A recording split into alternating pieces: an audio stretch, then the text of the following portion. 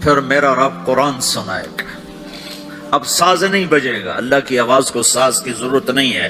اور ایک تبدیلی اور آئے گی، پہلے آپ صرف کانوں سے سن رہے تھے اور مزہ لے رہے تھے. اچھی آواز کانوں سے جاتی ہے، آگے ایک سیل ہے جو اس کو کیچ کرتا ہے، تو اس ایک سیل کے مزے میں آدمی ڈوب جاتا ہے. جب اللہ سنائے گا اور اللہ قرآن پڑھے گا اور اللہ ہم کلام ہوگا تو پوری باڈی میں جتنے سیل ہوں گے وہ کان بن جائیں گے، اور ہر سیل سے اللہ کی آواز اندر جائے گی، ہر سیل سے. اگر موت ہوتی تو آج سب مر جاتے. موت مر گئی نا، سنیں گے. اور صرف کانوں سے نہیں، کانوں کی لذت آدمی کو گم کر دیتی ہے. تو جب پوری باڈی کا ہر سیل کان بن جائے گا اور اس میں سے آواز اندر جائے گی تو کیا لذت ہوگی، میں اسے کہاں سے بیان کروں، میرے پاس الفاظ کہاں سے ہیں.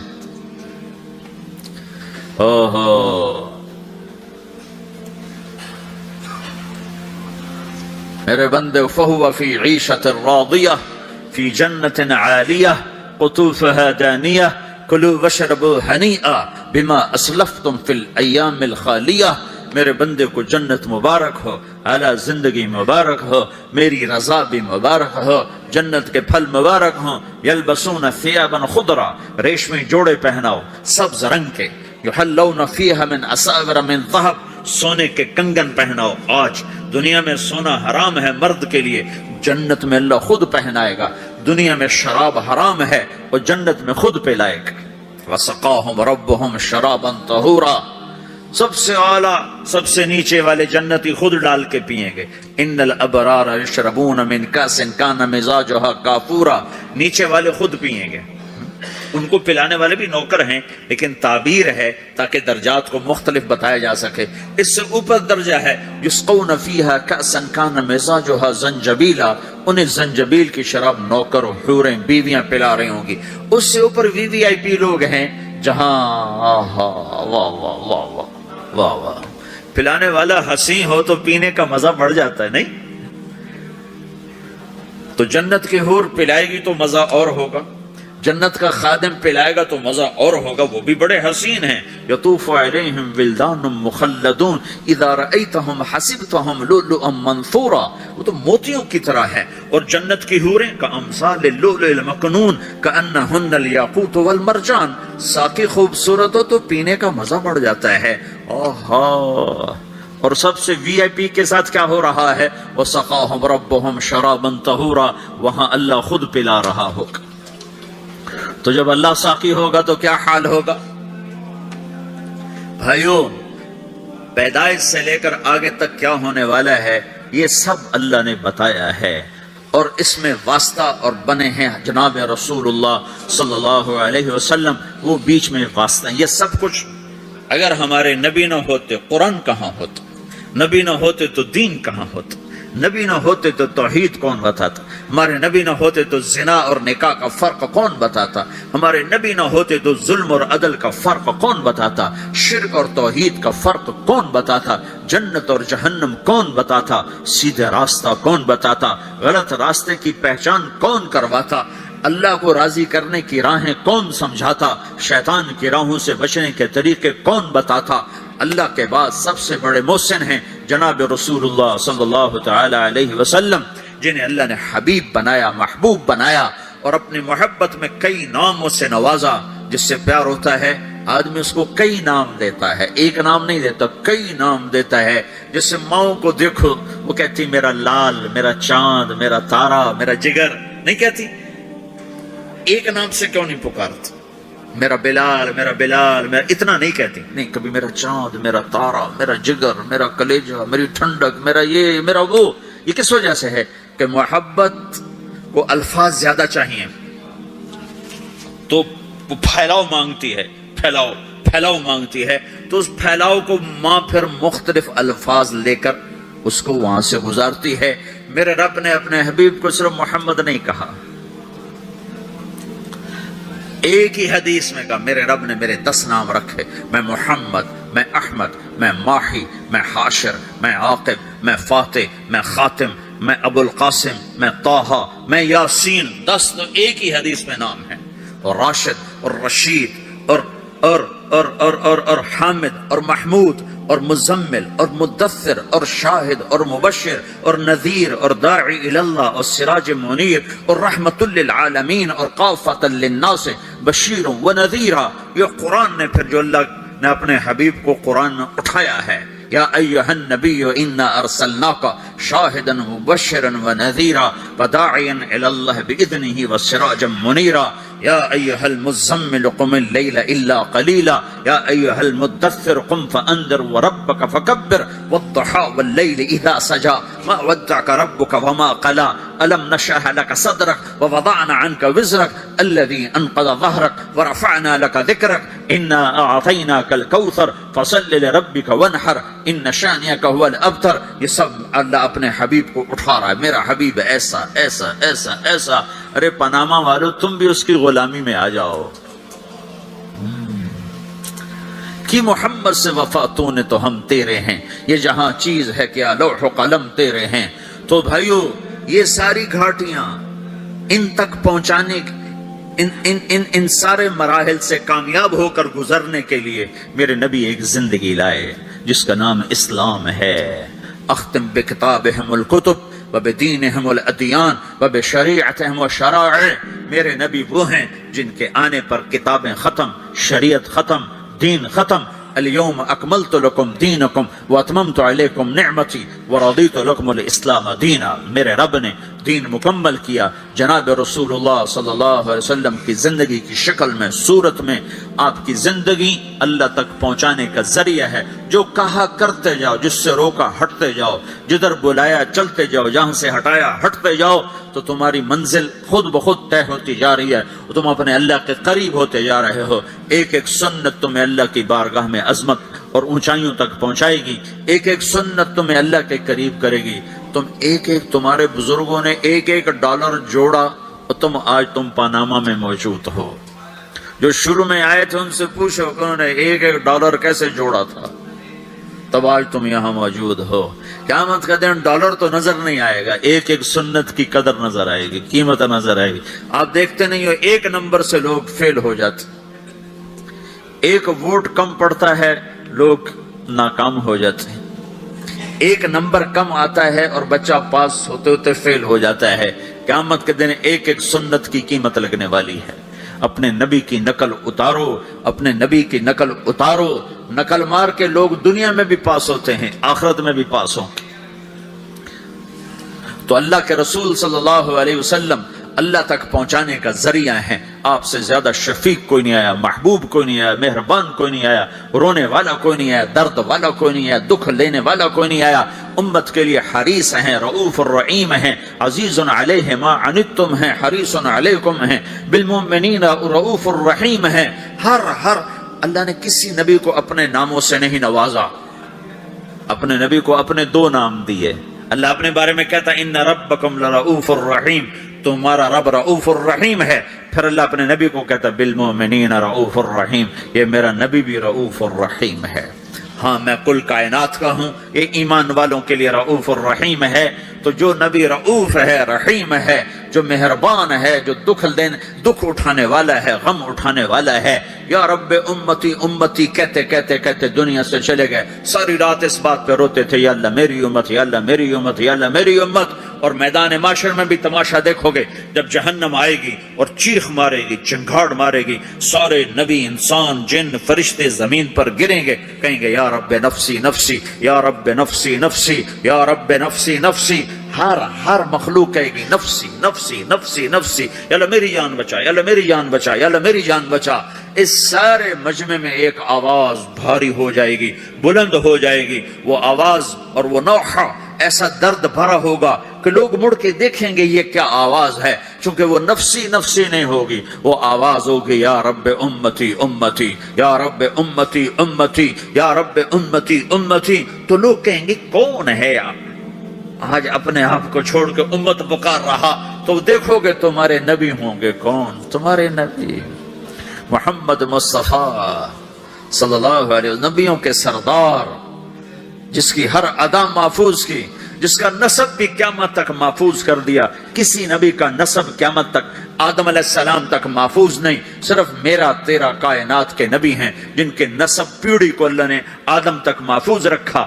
محمد بن عبداللہ بن عبد المطلب بن ہاشم بن عبد مناف بن قصی بن کلاب بن مرہ بن کعب بن لوی بن غالب بن فہر بن مالک بن نضر بن کنانہ بن خزیمہ بن مدرکہ بن الیاس بن مدر بن نزار بن معد بن عدنان بن اود بن حمیسہ بن سلامان بن عوس بن بوز بن قموال بن ابی بن عوام بن ناشد بن حزاب بن بلداس بن یغلاف بن طابخ بن جاحم بن ناحش بن ماخی بن عیفی بن عبقر بن عبید بن الدعاء بن حمدان بن سنبر بن یثربی بن یحزن بن یلحن بن ارعوا بن عیدی بن زیشان بن عیسر بن اقناد بن ایہام بن مقصر بن ناحر بن زارع بن سمی بن مزی بن عوض بن عرام بن قیدار بن اسماعیل بن ابراہیم بن آذر بن ناحور بن سروج بن رعو بن فائج بن عابر بن ارفخشار بن سام بن نوح بن لامک بن متوشالہ بن ادریس بن یرد بن ملحل ایل بن قینان بن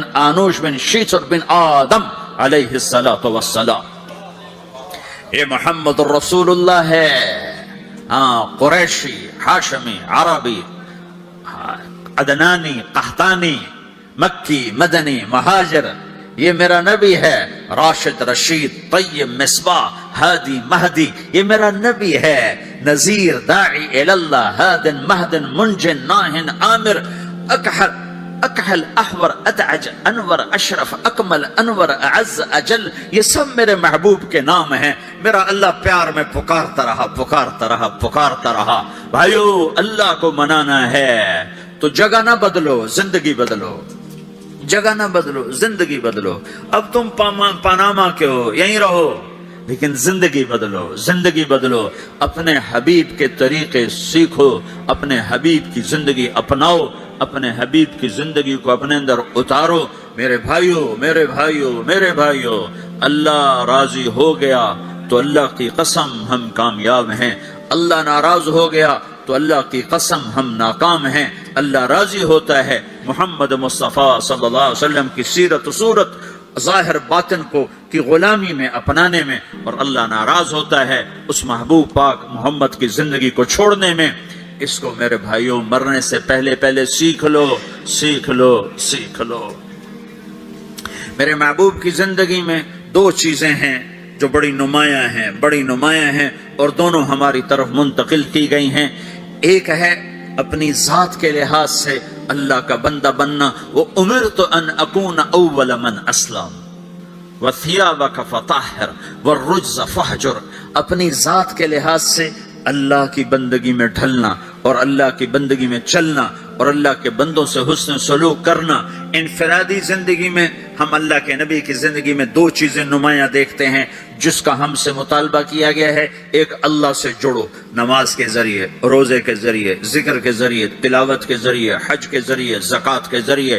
دوسری چیز ہم دیکھتے ہیں وہ اللہ کے بندوں سے جوڑ ہے، اخلاق کے ذریعے، صبر کے ذریعے، معاف کرنے کے ذریعے، تواضع کے ذریعے، حسن سلوک کے ذریعے، جھک جانے کے ذریعے.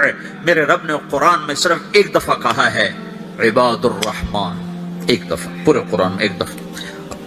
اور رحمان کے بندے، واہ، یہ جو واو ہے یہ صرف عطف والی نہیں ہے، یہ ہے اور، اس لہجے میں اور رحمان کے بندے. اللہ نے ایسا بھاری کر کے یہ لفظ اتارا ہے.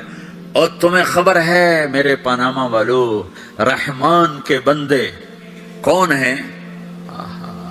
الذین یمشون علی الارض ہونا، جو زمین پر بڑی عاجزی سے چلتے ہیں، اکڑ کے نہیں چلتے، عاجزی سے چلتے ہیں. وَإِذَا خَاطَبَهُمُ الْجَاهِلُونَ قَالُوا سَلَامًا. یہاں جاہل سے مراد ان پڑھ نہیں، امی نہیں، جاہل سے مراد ظالم ہے، زیادتی کرنے والا. وَأَعُوذُ بِكَ مِنْ أَنْ أَجْهَلَ أَوْ يُجْهَلَ عَلَيَّ، یہ معنی ہے. اور جب ان پر کوئی زیادتی کی جاتی ہے تو وہ سلامتی کے ساتھ جواب دیتے ہیں. زیادتی کا جواب زیادتی سے نہیں دیتے، سختی کا جواب سختی سے نہیں دیتے، ظلم کا جواب ظلم سے نہیں دیتے، گالی کا جواب گالی سے نہیں دیتے. اور وہ بد اخلاقی کا جواب بد اخلاقی سے نہیں دیتے، اچھے اخلاق سے دیتے ہیں۔ یمشون علی الارض حونا واذا خاطبهم الجاهلون قالوا سلاما، پہلے اخلاق بیان کیے، عبادات کو بعد میں بیان کیا۔ والذین یبیتون لربهم سجدا وقیاما، جو راتوں کو اٹھ کر سجدوں میں وقت گزارتے ہیں۔ تو میرے بھائیو، اللہ کی نبی کی زندگی میں دو باتیں ہمیں نمایاں ملتی ہیں، ایک عبادات اور ایک اچھے اخلاق۔ اور عبادات سے اچھے اخلاق کا پلہ بھاری ہے، وزنی ہے، کہ عبادت کا نقصان اپنی ذات کو ہے اور اخلاق کی برائی کا نقصان پورے معاشرے میں پھیل جاتا۔ اللہ نہ کرے میں نماز میں غافل ہوں تو یہ میری ذات کے ساتھ ہے، لیکن اگر میری زبان میں تیزی ہے تو بیوی مجھ سے پریشان، ماں مجھ سے پریشان، باپ مجھ سے پریشان، بچے مجھ سے پریشان، بھائی پریشان، دوست پریشان۔ اگر میری زبان کا بول میٹھا ہے تو بیوی بھی خوش ہے، باپ بھی خوش ہے، ماں بھی خوش ہے، بھائی بھی خوش ہیں، رشتہ دار بھی خوش ہیں۔ اگر مجھے معاف کرنا آ گیا تو میں لوگوں کے دل میں جگہ بناتا چلا جاؤں گا، اگر مجھے معاف کرنا نہ آیا تو دھن دولت سے میں کسی کا دل خرید نہیں سکتا۔ میں کل وہاں ایک جگہ اپنے ساتھیوں سے بات کر رہا تھا کہ پورے قرآن کے وسط میں ایک لفظ آیا ہے وَلْيَتَلَطَّفْ، آدھا قرآن ادھر ہے آدھا قرآن ادھر ہے، اس کے بیچ میں ایک لفظ آیا جو پورے قرآن کو یوں لیول کرتا ہے، جیسے ترازو کے بیچ میں جو ہوتا ہے کانٹا ہوتا ہے، وہ ترازو کو لیول کرتا ہے، تو پورے قرآن کو لیول کرتا ہے ایک لفظ وَلْيَتَلَطَّفْ۔ پورے قرآن کا دل ہے ایک لفظ وَلْيَتَلَطَّفْ، پورے قرآن کا سینٹر ہے وَلْيَتَلَطَّفْ، پورے قرآن کے مرکز میں ہے وَلْيَتَلَطَّفْ، پورے قرآن میں وہ دل کی جگہ پر ہے وَلْيَتَلَطَّفْ۔ پورا قرآن ادھر سے یوں جمع کرو، ادھر سے یوں جمع کرو، سارے قرآن کو جمع کر کے ایک لفظ میں اللہ کہہ رہا ہے نرمی سے پیش آؤ، نرمی سے پیش آؤ، لطف سے پیش آؤ۔ لطف کسے کہتے ہیں؟ ایسی پبلک ڈیلنگ، ایسی ماں سے، باپ سے، بیوی سے، بھائی سے، بچوں سے، دوستوں سے، شاگردوں سے، بڑوں سے، چھوٹوں سے ایسا رویہ کرنا کہ جو دل کے اندر جا کے جگہ پکڑ لے، اسے کہتے ہیں لطف۔ وَهُوَ اللَّطِيفُ الْخَبِيرُ، اللطیف جو دلوں کے اندر اتر جائے اسے لطیف کہتے ہیں۔ اس لیے اس کے ساتھ خبیر کا لفظ جوڑا ہے، خبیر، جو دل میں اترے گا تو جان بھی تو جائے گا۔ تو لطف اس اخلاق کو کہتے ہیں جو دل کے اندر اتر جائے، اندر اتر جائے، کہ تم ایسے اخلاق برتو کہ بیوی تمہیں ٹوٹ کے چاہے، بیوی ایسے اخلاق برتے کہ خامند اسے ٹوٹ کے چاہے، اولاد ایسے اخلاق برتے کہ ماں باپ اسے ٹوٹ کے چاہیں، ماں باپ ایسی شفقت رکھیں کہ بچے ماں باپ سے محبت کریں، استاد ایسی شفقت رکھے کہ شاگرد اپنے استاد کو اپنا مسیحا، اپنا باپ سمجھیں، یہ پڑوسیوں سے ایسی محبت ہو۔ میرے نبی نے فرمایا، میرے اللہ نے مجھے پڑوسیوں کے بارے میں اتنا کہا کہ مجھے ڈر لگا کہیں وراثت میں شامل نہ کر دیا جائے، کہیں پڑوسی کو وراثت میں شامل نہ کر دیا جائے۔ ہم نے کہا بدترین انسان ہے جو خود پیٹ بھر کے کھائے اور پڑوسی بھوکا ہو۔ پھر آپ نے کہا اللہ کی قسم ایمان والا نہیں، اللہ کی قسم ایمان والا نہیں، اللہ کی قسم ایمان والا نہیں، 3 دفعہ کہا یا رسول اللہ کون؟ جو نماز نہیں پڑھتا، جو روزہ نہیں رکھتا، جو حج نہیں کرتا، جو زکات نہیں دیتا، جو شراب پیتا، زنا کرتا، جوا کھیلتا ہے، نہیں، کون؟ کہا جو پڑوسی کو تنگ کرتا ہے وہ ایمان والا نہیں ہے، جو پڑوسی کو تنگ کرتا ہے وہ ایمان والا نہیں ہے، جو پڑوسی کو تنگ کرتا ہے وہ ایمان والا نہیں ہے۔ تو میرے بھائیو، ہم اپنے نبی کی زندگی میں یہ 2 باتیں بڑی نمایاں دیکھتے ہیں، ایک اللہ سے تعلق ہے نماز کے ذریعے، ذکر کے ذریعے، تلاوت کے ذریعے، روزے کے ذریعے، حج، زکات، یہ عبادات، لیکن عبادات لمیٹڈ ہیں۔ اور دوسرا اللہ کے بندوں سے تعلق ہے اخلاق کے ذریعے، صبر کے ذریعے اور حسن سلوک کے ذریعے۔ میرے نبی نے فرمایا مجھے سب سے زیادہ محبت ان سے ہے جن کے اخلاق اچھے ہیں، اور مجھے سب سے زیادہ بغض ان لوگوں سے جن کے اخلاق برے ہیں۔ دوسری چیز جو ہم اپنے نبی کی زندگی میں دیکھتے ہیں جس نے مجھے یہاں پہنچایا ہے وہ دعوت اللہ ہے۔ میرے نبی کی زندگی، ساری زندگی کی، دیکھو نا، ہم چھوٹی چھوٹی سنتیں سیکھتے پھر رہے ہیں، اور جو میرے نبی کی زندگی کی سب سے بڑی مہا سنت ہے وہ تو دعوت اللہ ہے۔ داڑھی بھی سنت ہے، پگڑی بھی سنت ہے، سرما بھی سنت ہے، ٹخنے سے اوپر شلوار بھی سنت ہے، سیدھے ہاتھ سے کھانا بھی سنت ہے۔ یہ سنتیں تو سیکھی ہیں، لیکن جو میرے نبی کی سب سے بڑی سنت ہے وہ تو دعوت اللہ ہے، جس میں آپ کھپ گئے، اتنا کھپے کہ اللہ نے کہا فَلَا تَذْهَبْ نَفْسُكَ عَلَيْهِمْ حَسَرَاتٍ، میرے نبی اتنا غم نہ کیا کر کے تو خود فوت ہی ہو جائے،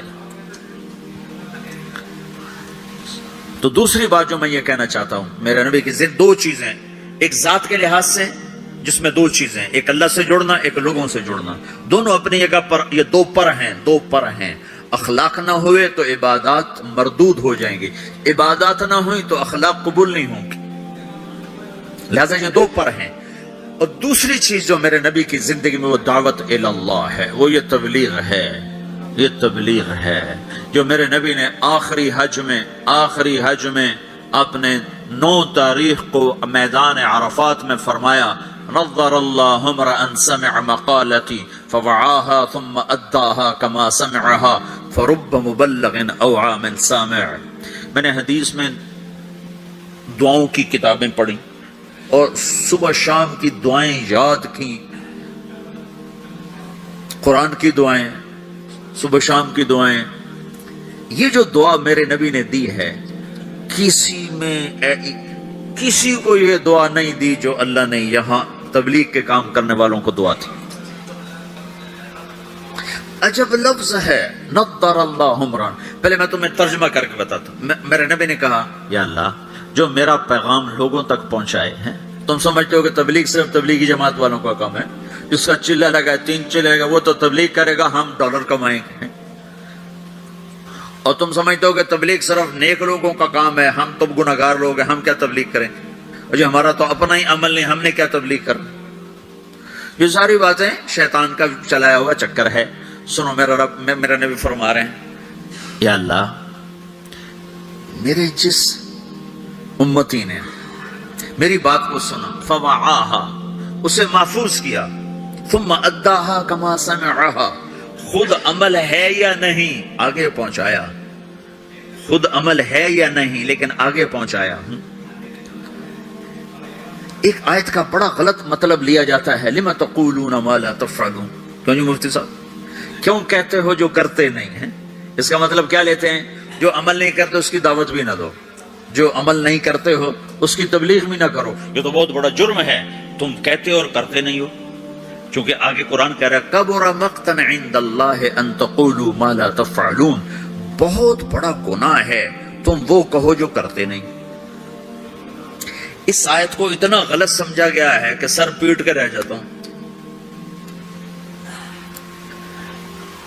لِمَ تَقُولُونَ مَا لَا تَفْعَلُونَ، کیوں کہتے ہو جو کرتے نہیں؟ کہا جی میں تو خود نماز نہیں پڑھتا، میں کیسے روزے میں جاؤں؟ میں لوگوں کو کیا کہوں نماز پڑھو؟ میری تو اپنی داڑھی نہیں، میں کسی کو کیا کہوں داڑھی رکھو؟ میں تو روزہ نہیں رکھتا، میں کسی کو کیسے روزہ رکھو؟ اللہ کہتا ہے لِمَ تَقُولُونَ مَا لَا تَفْعَلُونَ۔ تو اب میں ایک لفظ بولتا ہوں، کبر مقتن، کبر مقتن، کبر مقتن، بہت بڑا گناہ ہے، ان تقولوا ما لا تفعلون، تم وہ کہو جو کرتے نہیں۔ اب یہ میری بات ذہن میں رہے، بہت بڑا گناہ ہے تم وہ کہو جو کرتے نہیں۔ ٹھیک ہو گیا؟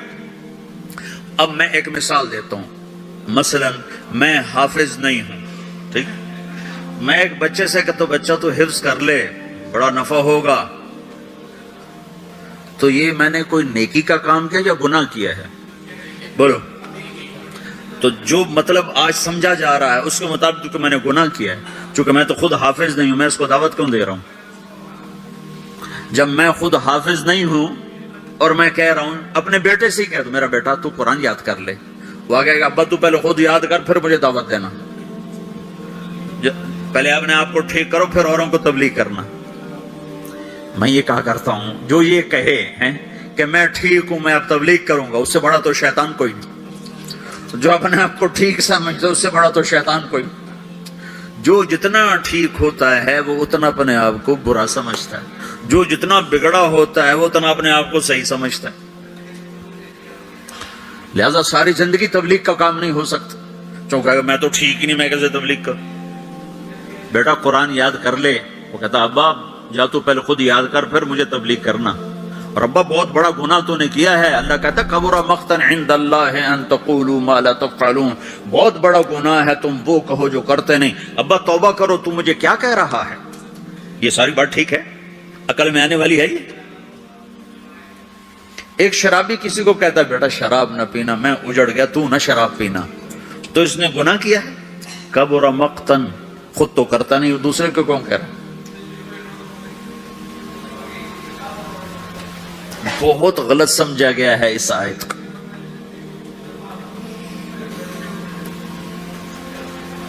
مجھے جس نے 3 دن کے لیے وصول کیا تھا وہ آج بھی داڑھی موڑتا ہے،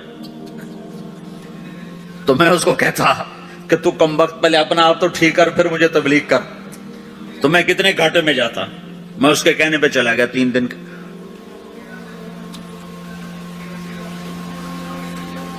ایک آدمی کمزور ہے، تہجد نہیں پڑھ سکتا ہے، وہ کسی صحت مند کو کہتا ہے بیٹا تہجد پڑھا کر، قبر میں اندھیرا نہیں رہے گا، روشنی ہوگی. وہ کہے بابا جی پہلے خود پڑھ پھر مجھے کہنا. تو یہ جس نے اس کو کہا ہے بیٹا تہجد پڑھا کر، خود نہیں پڑھتا، یہ گناہ ہے؟ گناہ ہے؟ تو پھر اس آیت کا مطلب کہ کبر مقتن، بہت بڑا گناہ ہے تم وہ کہو جو کرتے نہیں. لم تقولون ما لا تفعلون، کیوں کہتے ہو جو کرتے نہیں؟ تو اس آیت کا مطلب یہ نہیں ہے جو نہیں کرتے اس کی دعوت نہ دو، جو نہیں کرتے اس کی ترغیب نہ دو، یہ اس کا مطلب نہیں ہے. جس سے پھر اچھا 3 چلے تو میں نے لگائے، وہ ایک نوجوان مجھے میرا دوست تھا 3 دن کے لیے پکڑ کے لے گیا، میں چلا گیا. جس نے مجھے مدرسہ پڑھنے کی ترغیب دی وہ دکاندار تھا. 3 چلے کے آخر میں ہم دونوں کی تشکیل کٹھی تھی. مجھ سے کہنے لگا تم عالم بن جاؤ، ڈاکٹری چھو. میں ڈاکٹری پڑھنا چاہتا تھا، میڈیکل، میرے باپ مجھے ڈاکٹر بنانا چاہتے تھے. تو مجھ سے کہنے لگا تم خود وہ دکاندار تھا. میں اگر اسے کہتا تو پہلے خود عالم بن پھر مجھے تبلیغ کرنا، اور تو توبہ کر، تو نے بہت بڑا گناہ کیا ہے، تو مجھے عالم بننے کی بات کر رہا. خود تو عالم ہے نہیں، خود تو تیرا جنرل سٹور ہے، مجھے کہتا میں عالم بن جاؤں، جا توبہ کر، 2 نفل پڑھ. تو میں نے اس کے کہنے پہ عمل کر لیا، تو اللہ تعالیٰ نے مجھے اس راستے پہ لگا دیا. میں آج آپ کے سامنے بیٹھا ہوں، میں ڈاکٹر اور میرا بھائی ڈاکٹر ہے، تو میں بھی وہیں بیٹھا کلینک میں ہوتا. تو اب میں نے مختلف مثالوں سے اس چیز کا غلط ہونا واضح کیا ہے. اب میں اس کا صحیح مطلب بتاتا ہوں. لِمَ تَقُولُونَ مَا لَا تَفْعَلُونَ، جو تم نے کام نہیں کیا وہ کیوں کہتے ہو میں نے کیا ہے. کبر مقتن عند اللہ ان تقولوا ما لا تفعلون، جو کام تم نے نہیں کیا اگر تم اس کے بارے میں لوگوں سے کہو گے کہ میں نے کیا ہے تو یہ بہت بڑا گناہ ہے. نماز نہیں پڑھی اور کہتا میں تو نماز پڑھتا ہوں، تو یہ ہے لِمَ تَقُولُونَ مَا لَا تَفْعَلُونَ. روزہ نہیں رکھا کہتا میں تو روزے سے ہوں، یہ ہے لِمَ تَقُولُونَ مَا لَا تَفْعَلُونَ، کیوں کہتے ہو جو تم نے کیا نہیں. جو کام تم نے نہیں کیا وہ مت کہو کہ میں نے کیا ہے، چونکہ یہ جھوٹ ہے اور جھوٹ بہت بڑا گناہ ہے. یہ مطلب نہیں کہ تم نماز نہیں پڑھتے تو کسی کو نماز کی دعوت نہ دو، تم شراب پیتے تو کسی کو شراب سے روکو نہیں، تم جوا کھیلتے تو کسی کو جوئے سے روکو نہیں. یہ مطلب تو بالکل شیطان نے پھیلایا ہے لوگوں کو بددل کرنے کے لیے. اب جنید بغدادی لائیں گے تبلیغ کرنے کے لیے، شیخ عبد القادر جیلانی کو لائیں گے تبلیغ کرنے کے، ہم ہی نے کرنی ہے. ہم میں عیب بھی ہیں ثواب بھی ہیں. جب میرے ذمہ ایک کام لگ گیا ہے مجھے کرنا ہے، میں اچھا ہوں پھر بھی کرنا ہے، برا ہوں پھر بھی کرنا ہے. پہلی جماعت مولانا الیاس صاحب نے بھیجی، پہلی جماعت، جس جماعت کے بعد آج اتنے بڑے نقشے بنے ہوئے ہیں. پہلی جماعت گئی واپس آئے، ہاں بھائی سناؤ کیا کیا؟ کہا جی حقو پیا. حقہ نہیں ہوتا پنجاب ہندوستان میں بھی ہے، پاکستان میں. کہا جی حقو پیا، میں باتی تھا نا، حقو پیا. گنجی کھائی، گنجی وہ میٹھے چاول کو کہتے ہیں، گنجی کھائی، مہری کھائی. مہری وہ جو بناتے ہیں، لسی میں جو بناتے ہیں، تو ان کی تعظیم. اور سوئے اور آ گئے. شاباش، انقلاب آ گیا، بہت بڑا کام کیا، بہت بڑا کام کیا. تو تم بھی اب پاناما میں اس پہلی جماعت کی طرح ہو کہ تم نوجوان اکثر ہو چکے ہیں، بوڑھے تھوڑے ہو چکے ہیں، نئی نسل پروان چڑھ چکی ہے. اب تمہیں تبلیغ کا کام کرنا ہے، تم جاؤ، کھا کے آ جاؤ، سو کے آ جاؤ، پی کے آ جاؤ، جو مرضی کر کے آ جاؤ، بیچ سے گزر کے آ جاؤ، لیکن تم نے بہت بڑا کام کیا کہ تمہارے قدم اللہ کی نسبت سے اٹھے ہیں. یہ ضرور رنگ لائیں گے.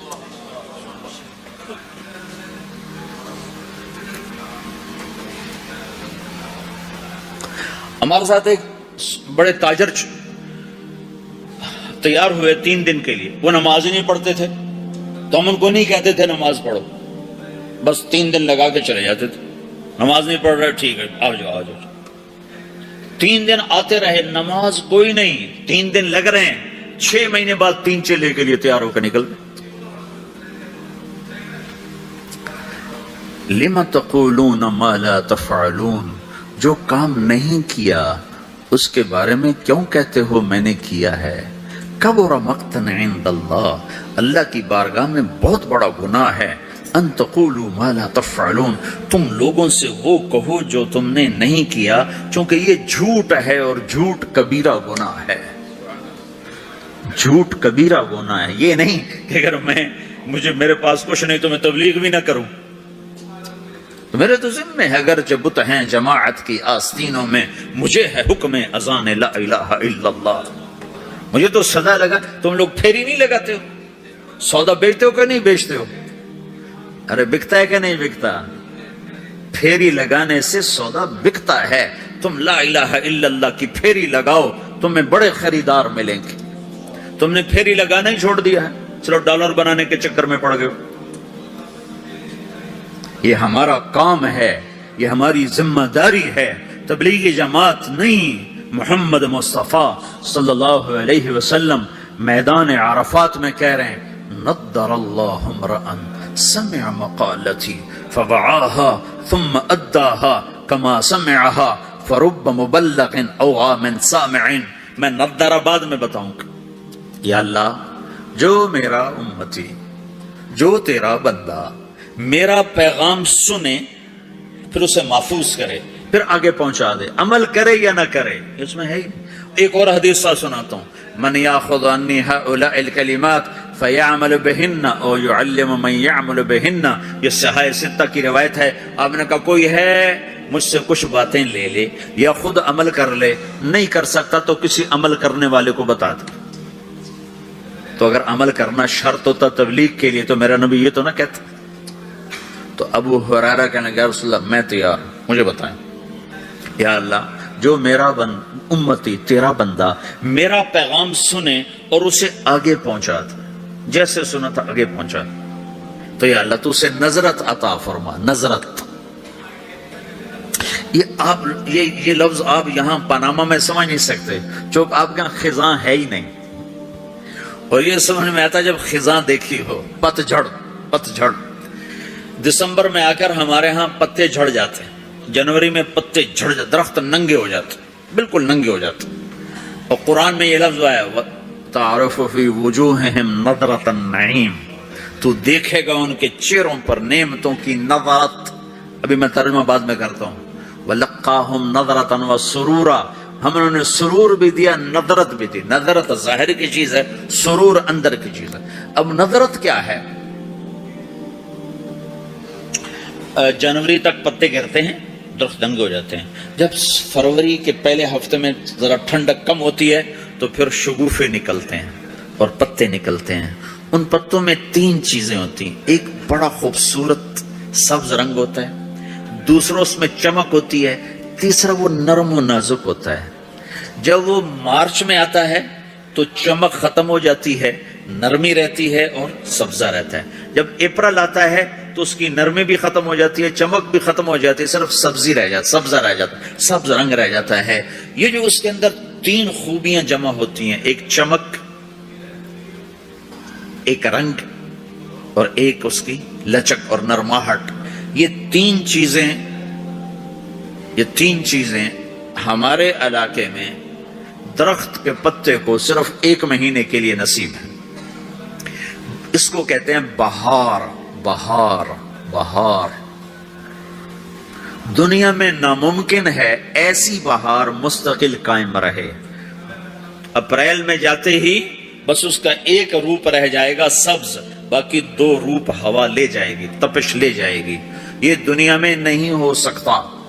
تو میرا نبی کہتا ہے، یا اللہ، جو میرا امتی، جو تیرا بندہ میرا یہ پیغام لے کے لوگوں تک پہنچے، اسے تو ایسی بہار دے جس میں خزاں نہ ہو، اسے تو ایسا خوبصورت کر دے جس کے پیچھے بدصورتی نہ ہو، اسے ایسی خوبصورت زندگی دے جس کے پیچھے بدصورتی نہ ہو، اس کے اندر کو خوبصورت کر دے، باہر کو خوبصورت کر دے، خوشحال کر دے، آباد کر دے، نہال کر دے، آباد کر دے، دنیا بھی میں بھی خوبصورت بنا دے، آخرت میں بھی خوبصورت بنا دے۔ نظر اللہ، آگے مفعول فی ذکر نہیں کہ کہاں یہ بہار ہو، تو دنیا میں بھی آخرت میں بھی، دنیا میں بھی آخرت میں کہ یہ دعا کسی کو نہیں دی سوائے تبلیغ والوں کی۔ جو بھی تبلیغ کرے، میں کروں آپ کرو، جو کرے، یا اللہ جو میرا یہ کام کرے اس کی زندگی میں خزانہ آئے، اس کی زندگی میں بہار۔ کون سی بہار؟ وہ 3 صفت والی بہار کہ چمک بھی ہو، رونق بھی ہو، حسن بھی ہو، جمال بھی ہو، کمال بھی ہو، اور زوال سے پاک کر دے۔ یہ دعا ہے جو تبلیغ کا کام کرے گا۔ اور ذمہ داری ہے، آپ نے 11 تاریخ کو فرمایا، 10 تاریخ کو مینا کی وادی میں فرمایا فَلْيُبَلِّغِ الشَّاهِدُ الْغَائِبُ، میرا پیغام آگے پہنچاؤ۔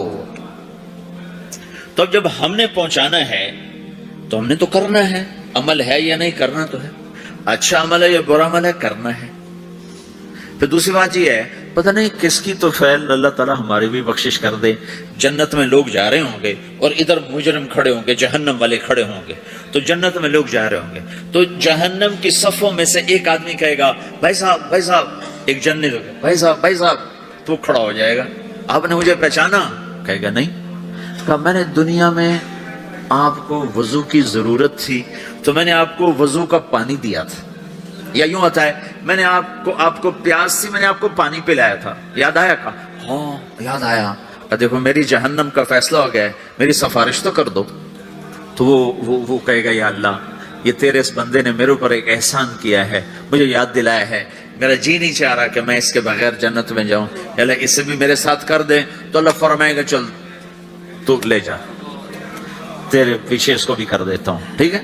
میری ساری تبلیغ مردود ہوگی، شہرت لے گئی، واہ واہ لے گئی۔ ممبر پہ بیٹھنے والا یہ نہیں کہہ سکتا کہ میں اللہ کے لیے کہہ رہا ہوں۔ میں تمہارے بارے میں قسم کھا سکتا ہوں کہ تم سب اللہ کو راضی کرنے کے لیے آئے بیٹھے ہو، میں اپنے بارے میں نہیں کہہ سکتا کہ میں اللہ کے لیے تم سے بات کر رہا ہوں۔ میں موت پہ مجھے پتہ چلے گا کہ یہ مردود تھا یا مقبول ہے، یہ شہرت کا افسانہ تھا، یہ دین کی محنت تھی، یہ موت پہ پتہ چلے گا، اس سے پہلے مجھے کچھ پتہ نہیں۔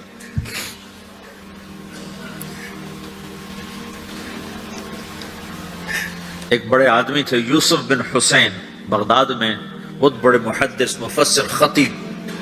جب ان کا انتقال ہونے لگا بڑی شہرت پائی، تو انہوں نے کہا یا اللہ ایک میرے پاس خیانت ہے، ایک میرے پاس دیانت ہے، تیرے ساتھ میں نے ہمیشہ خیانت کی، تیرے بندوں کے ساتھ ہمیشہ امانت سے کام لیا، تیری بات کو صحیح پہنچایا، غلط نہیں پہنچایا یا اللہ، لیکن تیرے ساتھ میرا معاملہ غلط رہا، میں تیرے سے بددیانتی کرتا رہا،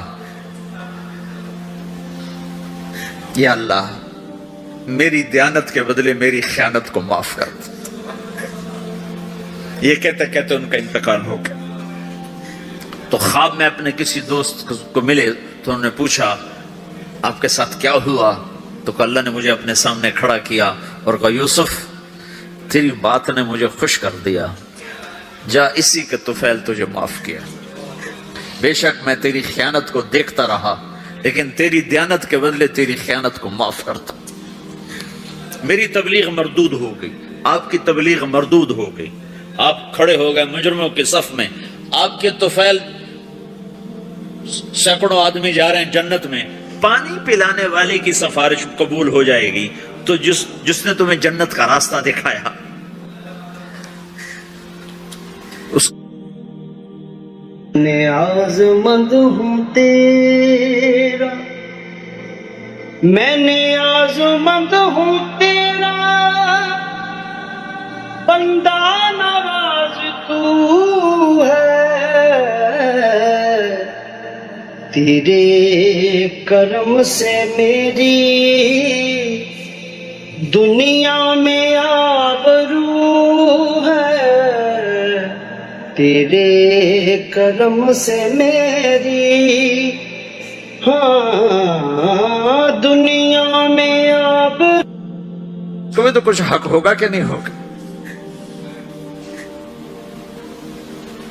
تو بھائیو، تم بڑی دور رہتے ہو، تبلیغ کے کام کو کام بنا کے کرو، اور کرنے والے کو آسمان سے نہیں اتریں گے اور بے عیب نہیں آئیں گے، یہی عیب دار یہ تم اکثر ماشاءاللہ نوجوان بیٹھے ہو، یہیں کی پیداوار بیٹھے ہو، اکثر تم میں جو انڈیا سے آئے وہ تھوڑے ہو چکے ہیں، یہاں کی نئی نسل پروان چڑھ چکی۔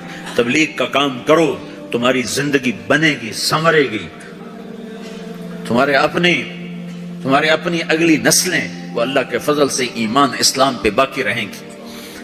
اگر تبلیغ کی محنت مٹ گئی تو کچھ باقی ہاتھ میں نہیں رہے گا، اور اسے اپنا کام سمجھ کے کرو۔ اگر میں غلط آدمی ہوں تو میری وجہ سے تم نماز چھوڑو گے؟ کہا جی باز میں نے تو نماز پڑھنا چھوڑ دی ہے۔ کیوں چھوڑ دی؟ کہ طارق جمیل کو دیکھا نمازی ہو کر وہ جھوٹ بولتا ہے تو میں نے نماز چھوڑ دی۔ کبھی کبھی دیکھا ایسا؟ جی میں نے تو حج کرنا چھوڑ دیا ہے۔ کیوں چھوڑ دیا ہے؟ کہ وہ حاجی صاحب حج کر کے بھی وہ ہیرا پھیری کرتا ہے تو میں نے حج چھوڑ دیا۔ کبھی کوئی ایسا پاگل دیکھا ہے؟ صرف تبلیغ پہ آ کے نزلہ گرتا جی ہم نے تبلیغ چھوڑ دی۔ کیوں؟ تبلیغ والے ایسے ہیں تو کیا کرنی تبلیغ؟ اگر تو تبلیغ طارق جمیل کی ہے پھر تو مجھے تولو، اگر میں ٹھیک ہوں تو کرو، میں غلط ہوں تو چھوڑ دو۔ لیکن جب تبلیغ بھی اسی رب کا حکم ہے جس نے نماز کا حکم دیا، تبلیغ اسی رب کا حکم ہے جس نے روزے کا حکم دیا، تبلیغ اسی نبی کا امر ہے جس نے ہمیں شریعت دی ہے، تو مجھے کرنا ہے۔ سارے تبلیغ والے برے ہوں مجھے کرنا ہے، سارے تبلیغ والے اچھے ہوں مجھے کرنا ہے، سارے مسلمان کوئی اچھے ہیں، اکثریت تو بروں کی ہے، تو ہم کلمہ بھی چھوڑ دیں، پھر اسلام بھی چھوڑ دیں کہ مسلمان بہت برے ہیں اسلام چھوڑ دو۔ میں مطلب یہ دعویٰ تو نہیں کرتا ہوں، ہدایت اللہ کے ہاتھ میں ہے۔ جتنے بیرون ملک گئے مسلمان، اگر ان کے اخلاق ہوتے میرے نبی والے تو اسلام یوں پھیلتا جیسے صبح صادق کی روشنی پھیلتی۔ تو ہماری بد اخلاقی نے ہمیں تباہ کر دی۔ تو کسی کی برائی سے حکم تھوڑا چھوڑا جاتا ہے۔ میرے برو ہونے سے تم مدرسے پڑھنا چھوڑ دو گے، علم چھوڑ دو گے؟ مولوی بڑے خراب ہوتے ہیں، علم ہی چھوڑو۔ نمازی بڑے خراب ہیں، داڑھی والے دیکھو داڑھی رکھ کے جھوٹ بول جاتا، داڑھی منڈا دو۔ تو اب تو تم نے دو گناہ کر دی، ایک جھوٹ بولنے کا، ایک داڑھی منڈانے کا۔ چونکہ جھوٹ بولنے کا تعلق داڑھی سے نہیں ہے، جھوٹ بولنے کا تعلق شریعت سے ہے۔ شریعت میں جھوٹ بولنا حرام ہے۔ تو بھائیو، تبلیغ کا کام ہر مسلمان کے اسی طرح ذمہ ہے جیسے نماز ذمہ ہے، روزہ ذمہ ہے، حج ذمہ ہے، زکوٰۃ ذمہ ہے، ایسی تبلیغ بھی ذمہ ہے کہ اپنے دین کو بھی باقی رکھو، اپنے دین کو بھی کی حفاظت کرو اور اوروں تک بھی پہنچو۔ پتہ نہیں کتنے لوگ تمہاری وجہ سے ہدایت پہ آ جائیں گے۔ ایک دفعہ جنید جمشید میرے سامنے بیٹھا اور اتنا رویا کہ اس کی ساری یہ داڑھی نا تر ہوگی، اس کے منہ سے تھوک نکل یہ ساری داڑھی گندی ہوگی اور آنسو بہ اور کبھی ایسے گرے کبھی ایسے گرے، میرے سامنے بیٹھو، کبھی یوں گرے اور کہے مولوی صاحب میں تیرا احسان نہیں اتار سکتا، تمہیں نہیں خبر تم نے مجھے کہاں سے نکالا، میں تیرا احسان نہیں اتار سکتا، میں تیرا احسان نہیں اتار سکتا، میں تیرا احسان نہیں اتار سکتا، تمہیں نہیں خبر تم نے مجھے کہاں سے نکالا، اور روتے روتے ادھر گرے، مجھے کیا خبر وہ کیا کرتا تھا۔ تو ایسے کتنے ہیں جن کہ ہمارے چند بول اس کو اس گندگی سے نکال سکتے۔ تو بھائیو، اس تبلیغ کے کام کو اپنا کام بنا کے کرو، اس کو کسی کے ساتھ مت جوڑو کہ وہ برا ہے تبلیغ چھوڑ دو، وہ اچھا ہے تبلیغ کرو، یہ صرف علماء کریں ہم نہیں کریں گے، نہیں، سب نے کرنا ہے۔ اس وقت اللہ کی غیبی مدد تبلیغ کے ساتھ ہے اور اللہ کا ہدایت کا نظام تبلیغ کے ساتھ چل رہا ہے۔ باقی جتنی دین کی محنتیں محدود ہیں، بڑھ نہیں سکتی۔ میں خود 10 مدرسے چلاتا ہوں لیکن محدود ہیں، 1000 سے اوپر میں لڑکے نہیں داخل کر سکتا، میرے پاس 1000 کی گنجائش، اس سے زیادہ کی نہیں۔ میں کہتا بھائی جاؤ کسی اور مدرسے میں جاؤ، میرے پاس گنجائش کوئی نہیں ہے۔ تبلیغ ایک ایسی محنت ہے جس کا کوئی کنارہ ہی کوئی نہیں، بحر نا کنار ہے، نہ گہرائی کا پتہ ہے، نہ لمبائی کا پتہ ہے، نہ چوڑائی کا پتہ ہے۔ چوروں کے پاس بھی جاؤ، ڈاکوؤں کے پاس بھی جاؤ، زانیوں کے پاس بھی جاؤ، شرابیوں کے پاس بھی جاؤ۔ ہمارے علاقے میں ایک وہ طوائفوں کا اڈا ہے، وہاں پہنچ گئے، طوائفوں کو جمع کیا، انہوں نے میں نے بیان کیا تو اس میں کوئی 10-12 لڑکیوں نے توبہ کی جو ناچنے کے لیے دبئی آتی تھی۔ اگلے دن ایک لڑکی تو اڈا چھوڑ کے بھاگ گئی اور اپنے رشتہ داروں کے پاس چلی گئی کہ مجھے پناہ دو، میں اس گندے کام سے توبہ کر چکی ہوں۔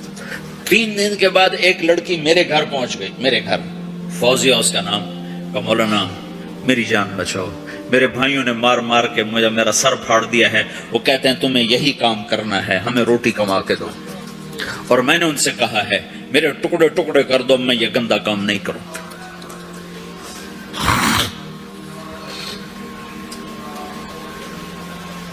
ہم نے تو ہر ایک کے پاس جانا، پتہ نہیں کون کس وقت ہدایت پر آ جائے۔ تو بھائیو، میری آج کی اس مجلس کا خلاصہ 2 باتیں ہیں، ایک یہ کہ دین اپنے اندر لاؤ، دوسری ہے دین کو لوگوں تک پہنچاؤ، اور دین کی بنیاد ہے اللہ سے تعلق، اللہ کے حبیب کی شریعت، اور آپ کی شریعت میں 2 چیزیں ہیں، ایک عبادت، ایک اخلاق۔ اس سے آپ کی زندگی مکمل ہوگی، آپ ایک خوشبودار ہوگے، اس کو لے کر پھرو۔ تو نیت کرتے ہو سارے بھائی؟ 4 مہینے، جن کے 4 مہینے نہیں لگے وہ آج نیت کر لو 4 مہینے لگانے کی، ٹھیک ہے نا؟ جب تمہیں اللہ اس کی توفیق دے 4 مہینے کے سارے بھائی نیت کر لو، کرتے ہو نا بھائی سارے بھائی؟ جمعرات کو یہاں مرکز میں آیا کرو، رات یہاں قیام کیا کرو، اپنے کھانے کے ساتھ ہو، بستر کے ساتھ ہو، رات یہاں قیام کرو، پورے ہفتے کا غبار دھل جائے گا۔ ہر مہینے 3 دن ضرور لگاؤ، اب تھوڑے سے تو لوگ ہو، 3-4 ہزار تو ٹوٹل ہو، اس میں عورتیں نکال دو، بوڑھے نکال دو، بچے نکال دو، باقی اتنے ہی آپ ہوگے جتنے آئے بیٹھے ہو، 10-20 اور نہیں آئے ہوں گے، باقی تقریباً آپ سارا پاناما کے مسلمان آئے بیٹھے ہو۔ آپ اپنی ترتیب بنا کر ہر مہینے 3 دن کے لیے نکلنے کی ترتیب بناؤ۔ نوجوانوں سے بھی کہتا ہوں، تم جا کے سو جاؤ، کھاتے رہو، پیتے رہو، 3 دن لگا کے آ جاؤ، کچھ بھی نہ کرو، 3 دن لگا کے آ جاؤ، تمہیں دیکھنے میں کوئی فائدہ نظر نہیں آ رہا، نکلتے رہو، نکلتے رہو، نکلتے رہو۔ جنید جمشید جب ملاقات ہوئی تو 3 دن کی بات پکی ہوئی، 3 دن نہیں چھوڑنے۔ اس کا اشکال یہ تھا، میں تو سٹیج پہ یہ کچھ کرتا ہوں تو میں 3 دن کیسے لگاؤں، میں تبلیغ کیسے کروں، میں تو کیا کرتا ہوں سٹیج پہ، لڑکیاں ناچ رہی ہیں، لڑکے ناچ رہے ہیں، میں بھی ناچ رہا ہوں، تو تبلیغ اور یہ کیسے جوڑے گا؟ میں نے کہا جوڑے گا، تم کرو۔ دوا کھاتے کھاتے پھر آہستہ آہستہ ہی فائدہ ہوتا ہے، پہلے دن گولی اندر اور دم جلندر۔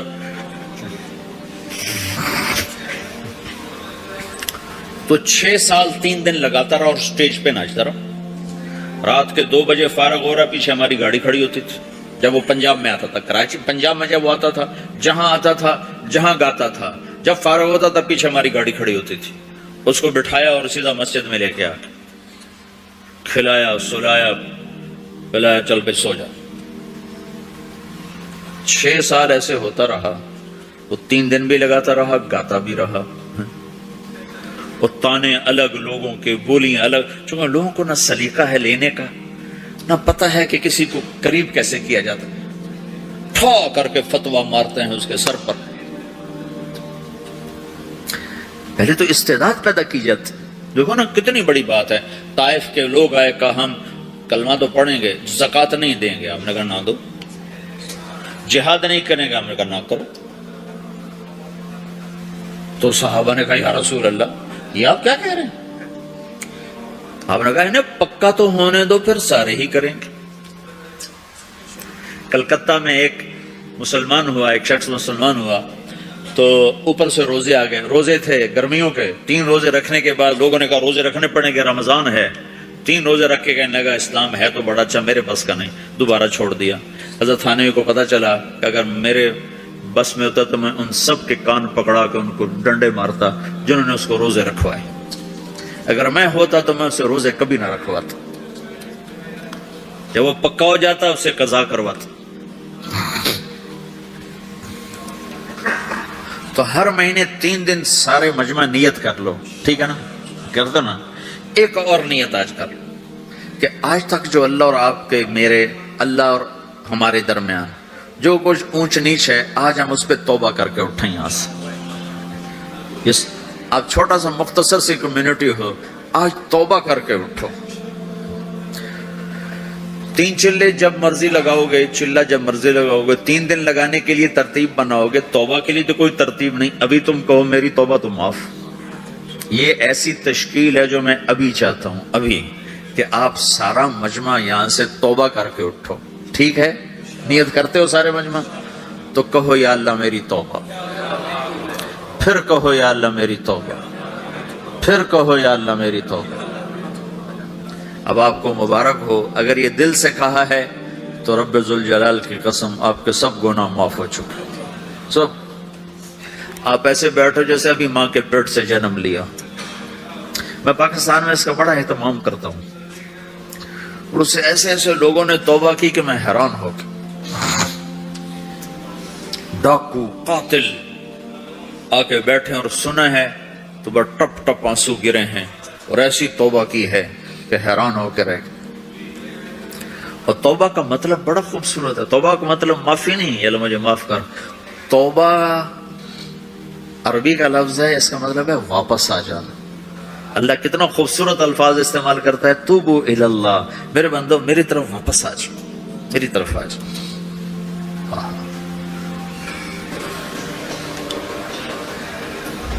اللہ تعالیٰ آپ کے ارادے قبول فرمائے۔ اگر آپ انشاءاللہ اس دعوت کے کام کو کرتے رہیں گے اور ایک دوسرے کی کمیوں سے درگزر فرماتے رہیں گے تو آپ کا معاشرہ بڑا خوبصورت ہوگا۔ دیکھو، ایک زندگی خوبصورت بنانے کا اصول بتاتا ہوں، کسی کی کمیاں نہ دیکھو، خوبیاں دیکھو۔ ہر انسان میں کمی بھی ہوتی ہے، خوبی بھی ہوتی ہے۔ ہمارے جو امام ابو حنیفہ رحمۃ اللہ علیہ کا قول ہے، اگر مجھے کسی میں 99 باتیں کفر کی نظر آئیں اور ایک بات اسلام کی نظر آئے تو میں 99 باتوں کا کوئی نہ کوئی مطلب نکالوں گا اور اس ایک بات کو باقی رکھ کر اسے اسلام پہ باقی سمجھوں۔ جس کے فتوے پر ہم چلتے ہیں یہ اس ہستی کا قول بتا رہا، اور ہمارا حال یہ ہے کسی میں 99 خوبیاں ہوں اور ایک عیب ہو تو 99 خوبیوں پر یوں کر دیتے، وہ بھی کوئی انسان ہے، وہ بھی کوئی انسان ہے، دیکھو یہ کر رہا ہے، ایسا کانٹا پھیر دیتے۔ تو ایک اصول اپنا لو، خوبیاں دیکھو، کمیاں نہ دیکھو، تو آپ کی زندگی بڑی خوبصورت ہو جائے گی، اور اللہ تعالیٰ آپ کو نہال آباد کر دے۔ نیت کرتے ہو؟ اب انشاءاللہ کل ہماری دوبارہ ملاقات ہوگی اس مسجد میں، مدینہ مسجد میں۔ تشریف لائیں گے نا سارے؟ ہاں کل، ہاں بھائی جو نکاح کرنا چاہتے ہیں آئندہ کل انشاءاللہ، آئندہ کل کی مجلس میں، ابھی نماز سے پہلے 2-3 صاحب مجھے کہہ رہے تھے کہ ان کے بیٹے بیٹیوں کا نکاح کرنا ہے تو وہ کل انشاءاللہ یا وہ کل اجازت لے کر آ جائیں، کل کر لیں گے انشاءاللہ۔ درود شریف پڑھو۔ اللہم لک الحمد کما انت اہلہ، فصلی علی محمد کما انت اہلہ، وافعل بنا ما انت اہلہ، انک اہل التقوی و اہل المغفرہ۔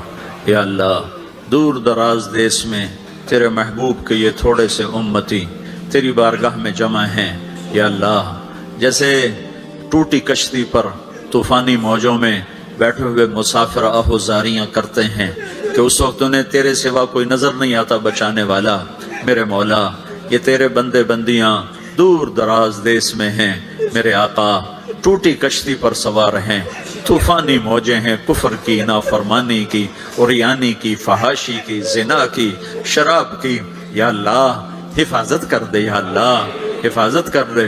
تو وہی رب ہے جس نے موسیٰ کو فرعون کی گود میں حفاظت کر کے دکھایا، تو وہی رب ہے میرے مولا جس نے چھری کے نیچے اسماعیل کو بچایا، میرے آقا تو نے ہی مچھلی کے پیٹ میں اپنے بندے یونس کو بچایا، میرے آقا تو نے ہی آگ کے ڈھیر پر اپنے خلیل کو بچایا۔ یا اللہ یہ چھوٹا سا مجمع، یہ مختصر مجمع تیرے حبیب کی امت کا، یہ گناہوں کی وادی میں ہیں، یہ نافرمانی کی وادی میں ہیں، یہ اندھیرے جنگل میں ہیں، ہر طرف کانٹے بکھرے ہوئے ہیں۔ یا اللہ نئی نسل بھی خطرے میں ہے، پرانی نسل بھی خطرے میں ہے۔ اے کریم آقا اپنی رحمت سے ڈھانپ لے، اپنی مدد کو آجا، تو آجا میرے اللہ، آجا میرے اللہ۔ جب تو ہدایت دینے پہ آتا ہے تو پتھر کے پجاریوں کو تو نے رضی اللہ عنہ بنا دیا، یا اللہ تو نے ولید کے بیٹے کو سیف اللہ بنا دیا، تو نے خطاب کے بیٹے کو فاروق بنا دیا۔ وہ تو تیرے نبی کو قتل کرنے جا رہے تھے اور تو نے انہیں فاروق بنا دیا۔ یا اللہ ہمیں تو مسلمان ماؤں نے جانا ہے۔ یا اللہ ہم کلمے والے ہیں لیکن کمزور ہیں، گندے ہیں، گناہگار ہیں، اوپر سے ماحول بڑا بے رحم ہے۔ یا اللہ ہماری نسل بھی خطرے میں ہے، ہمارا ایمان بھی خطرے میں ہے۔ اے وہ رب جو ہدایت دینے پر قدرت رکھتا ہے، یا اللہ تو ہدایت کی صفت ہماری طرف متوجہ کر دے۔ اس مجمع کی حفاظت فرما، ان کے بچے بچیوں کی حفاظت فرما۔ یا اللہ تیرے ہاتھ میں دل ہیں میرے آقا، تو ان دلوں کو نور سے بھر دے، ایمان سے بھر دے، آپس کی محبتوں سے بھر دے۔